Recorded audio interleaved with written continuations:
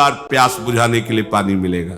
ये यहां का सिस्टम है, हमारे भगवान का कानून है। तुम किसी निरपराध को दंड दोगे तो 1000 बार वही दंड तुम्हें भोगना पड़ेगा। तुम किसी को बचा लोगे 1000 बार तुम्हारी विपत्ति में मेरा भगवान रक्षा करेगा।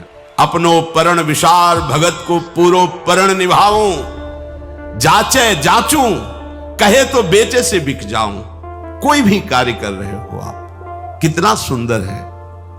राधा वल्लभ राधा वल्लभ, राधे श्याम राम, श्यामा श्याम श्यामा। महान संत हो जाओगे गृहस्थी में रहते हुए, आनंद की धारा फूट पड़ेगी। शरीर छूटते छूटते तुम्हें भगवान मिल जाएंगे, जन्म मरण का क्लेश मिट जाएगा। ये 4 बातें जिसके जीवन में आ जाए उसका मित्र होगा मनमोहन ठाकुर। ललित त्रिभंगी श्याम सुंदर अखिल ब्रह्मांडों का नायक तुम्हारा दोस्त बन जाएगा अगर ये 4 बातें तुम्हारे जीवन में है। प्यारे, तुम वासना के लिए जन्म नहीं लिए हो, उपासना के लिए जन्म लिए हो। तुम दुख प्राप्त करने के लिए मनुष्य नहीं बने हो, दुखों को जड़ से मिटाने के लिए तुम्हें मनुष्य शरीर मिला है। चाहे देवता ही क्यों न हो, उसमें इतनी सामर्थ्य नहीं है कि वो भजन कर सके, सत्संग कर सके। वो केवल अपने पुण्यों का भोग भोगेगा। नारकी जीव केवल अपने पापों का भोग भोगेगा। आप भजन करके भगवान को प्राप्त हो सकते हैं। चराचर जीव की आकांक्षा रहती है एक बार मनुष्य बना दिया जाए मुझे, क्योंकि नरक स्वर्ग अपवर्ग नशेनी। आप इससे नरक जा सकते हो, स्वर्ग जा सकते हो, आप मोक्ष प्राप्त कर सकते हो, आप भगवान का साक्षात्कार, भगवान की लीला में सम्मिलित हो सकते हो। ऐसा ये दुर्लभ मनुष्य शरीर है। तो श्री भगवान कह रहे सब समय केवल मेरा स्मरण प्रधान रखना है तेरे को। भगवान के वचन मान लीजिए। क्या जाता है आपको? राधा राधा राधा राधा।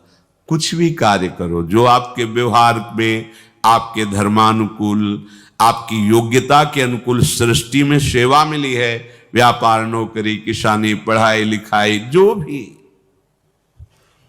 यहां श्री भगवान जो कह रहे युद्ध माने कर्तव्य।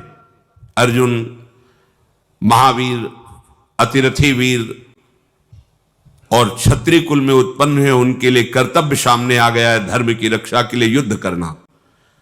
युद्ध माने कर्तव्य कर्म। जो तुम्हारे सामने कर्तव्य कर्म है उत्साह पूर्वक उसको करो, पर माम स्मर, मेरा स्मरण करते हुए। अरे प्यारे, तुम कुछ किसी का नहीं बिगाड़ सकते, तुम अपना बिगाड़ रहे हो। तुम कुछ किसी का नहीं बना सकते, अपना बना रहे हो। तुम जो भी करोगे वो तुम्हारे लिए है। तुम किसी का अमंगल करोगे तो तुमने अमंगल का महल खड़ा कर लिया है। उसकी तो एक ईंट रखी अमंगल की, तुम्हारे लिए महल खड़ा हो गया। तुमने एक गाली दी, 1000 गाली की व्यवस्था कर ली। तुमने एक को पानी पिलाया तो तुम्हें 1000 बार प्यास बुझाने के लिए पानी मिलेगा। ये यहां का सिस्टम है, हमारे भगवान का कानून है। तुम किसी निरपराध को दंड दोगे तो 1000 बार वही दंड तुम्हें भोगना पड़ेगा। तुम किसी को बचा लोगे 1000 बार तुम्हारी विपत्ति में मेरा भगवान रक्षा करेगा। सिद्धांत को समझिए। शास्त्र सिद्धांत के अनुसार कार्य करो और भगवान का स्मरण करते हुए। कोई भी कार्य भगवत स्मरण रहित नहीं होना चाहिए। कोई भी कार्य कर रहे हो आप, कितना सुंदर है।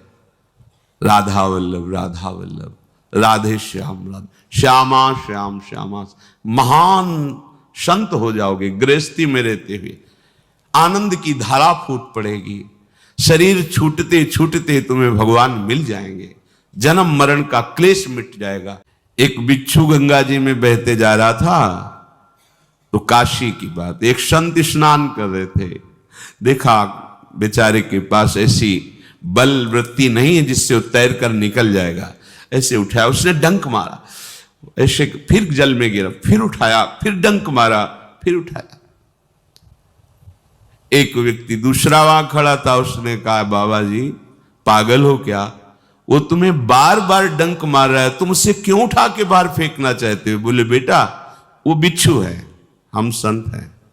हमारा और उसका स्वभाव है, होड़ लगी है। वो अपने स्वभाव से चूकेगा नहीं। एक जंतु है, वो अपने स्वभाव से चूकेगा नहीं, मारेगा डंक। तो मैं संत हूं, अपने स्वभाव से कैसे चूक जाऊं? वो मारने दो डंक, उठा के बाहर उसको रख दिया। पीड़ा सही पर उसकी जीवन रक्षा की। कहां जानोगे तुम संतों के स्वभाव को? तुम स्वार्थ बुद्धि से जब आप देखते हो तो तुम्हें काई फेन बुदबुदा ही नजर आएगा, निर्मल जल नजर नहीं आएगा। भगवद वाणी का अनुशीलन करो, अनुकरण करो, जीवन में उतारो प्यारे। ये सत्संग जो आपको मिल रहा है, ये हम कह रहे हैं इसलिए नहीं, ये बड़ा दुर्लभ है जगत में।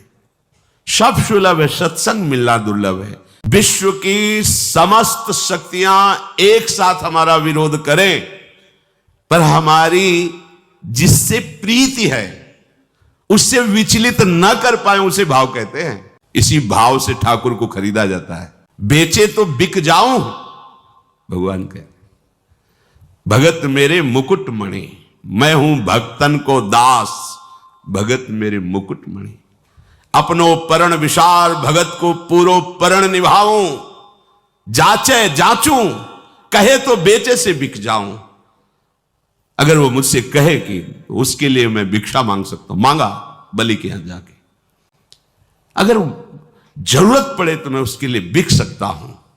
कैसे कृपालु वो आपको उपदेश कर रहे हैं, जो वात्सल्य समुद्र है।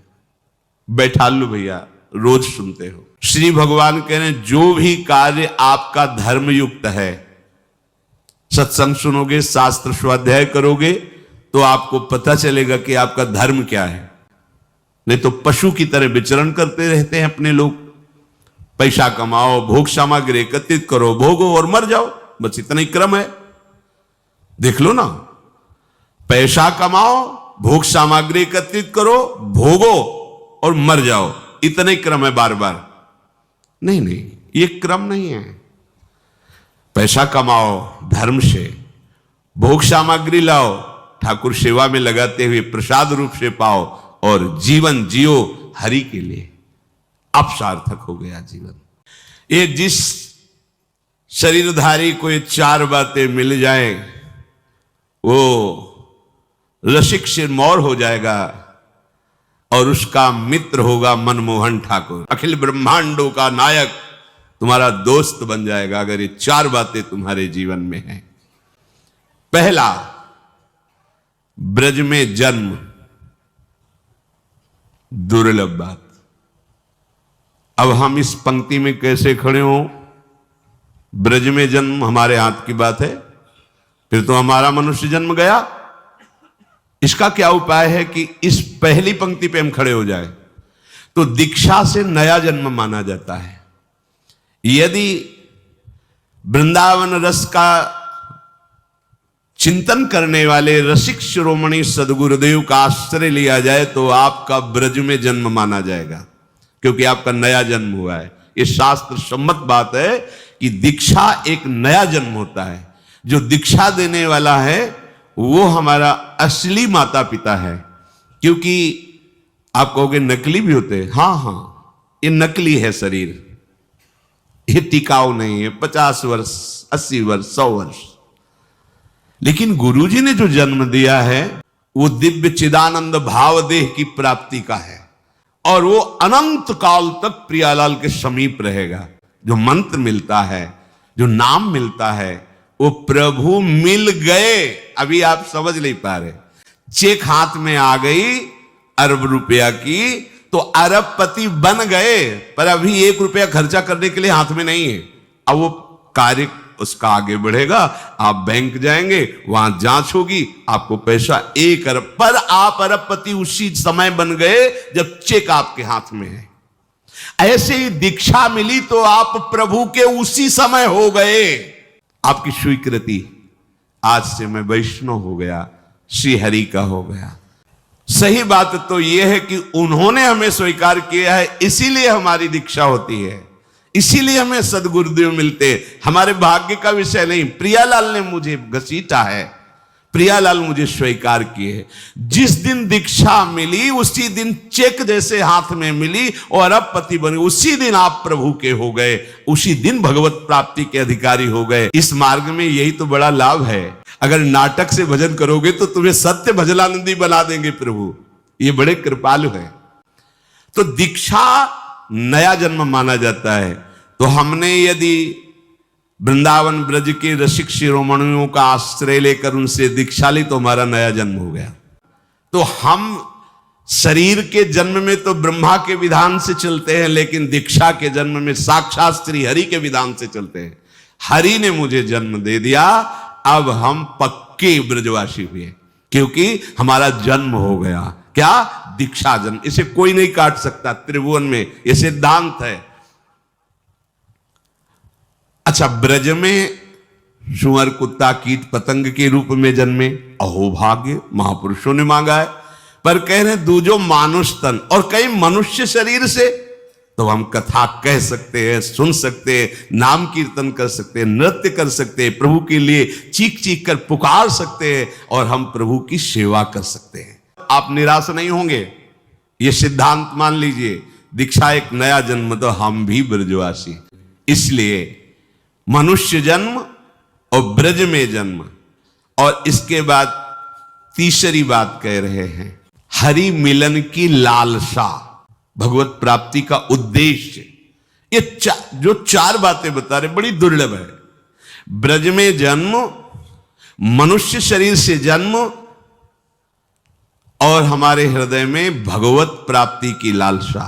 बोले भगवत प्राप्ति की लालसा तो बहुत कठिन है। तो अब चौथी बात कर रहे हैं, जो कृपा से कहीं सत्संग मिल जाए तो ये लालसा जागृत हो जाएगी भगवत प्राप्ति की। ये चार बातें जिसके जीवन में है, ब्रज में जन्म, मनुष्य शरीर, भगवत प्राप्ति का उद्देश्य और नित्य सत्संग, जान लो इससे बढ़कर कोई कृपा नहीं हरि के पास देने की, क्योंकि इसी में